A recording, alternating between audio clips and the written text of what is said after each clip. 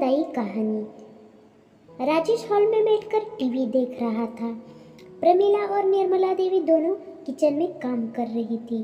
प्रमिला बर्तन साफ कर रही थी और निर्मला देवी सुबह के नाश्ते की तैयारी कर रही थी। निर्मला देवी की 8 साल की पोती रिंकू स्कूल जाने की तैयारी कर रही थी। राजेश ने हॉल से ही ऊंची आवाज में कहा, प्रमिला, तुम्हारी सैलरी अगर आ गई है तो इस महीने की ईएमआई तुम भर देना। मेरी सैलरी आने में अभी वक्त लगेगा। प्रमिला किचन से ही बोली, जी भर दूंगी। मम्मी पापा की यह बात सुनकर रिंकू किचन की तरफ दौड़ी। उसको ऐसे अचानक दौड़ते हुए देखकर राजेश भी उसके पीछे पीछे गया। रिंकू जाकर अपने दादी के पास खड़ी हुई और उनसे पूछा, दादी, आपको सैलरी नहीं मिलती है क्या? निर्मला देवी ने रिंकू को समझाते हुए कहा, तुम्हारे मम्मी पापा ऑफिस जाते हैं इसलिए उन्हें सैलरी मिलती है। मैं तो घर पर ही रहती हूँ ना, इसलिए मुझे सैलरी नहीं मिलती है। रिंकू को यह बात कुछ समझ नहीं आई क्योंकि कल ही उसके स्कूल में सैलरी के बारे में समझाया गया था, जिसमें बताया गया था कि हर काम के लिए एक निश्चित रकम मिलती है जिसे सैलरी कहते हैं। फिर वो दादी से बोली, दादी, आप भी तो कितना सारा काम करती है। सुबह जल्दी उठकर नाश्ता बनाना, पूरे घर की साफ सफाई, कपड़े धोना, मुझे पढ़ाना और बाजार जाकर सब्जी लाना और भी बहुत सारे काम जिसकी गिनती नहीं कर सकती हूँ मैं।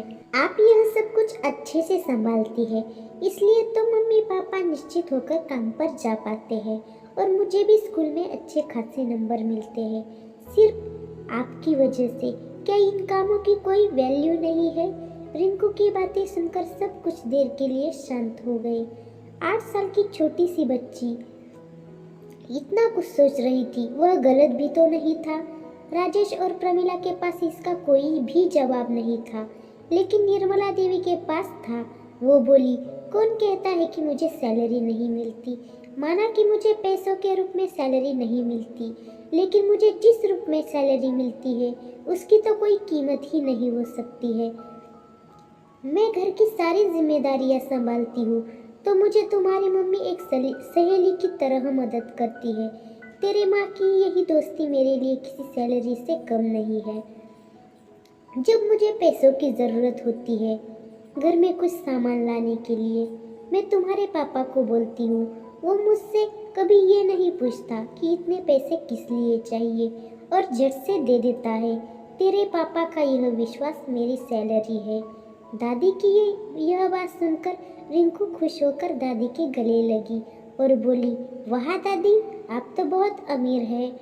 और सबके चेहरे पर एक बड़ी सी मुस्कान आ गई। आशा करती हूँ यह कहानी आपको पसंद आई होगी। इस कहानी पर आपकी क्या राय है हमें कमेंट करके ज़रूर बताइए। वीडियो पसंद आया हो तो लाइक, शेयर और सब्सक्राइब करना बिल्कुल भी ना भूलिए। वीडियो को पूरा देखने के लिए आपका बहुत बहुत धन्यवाद।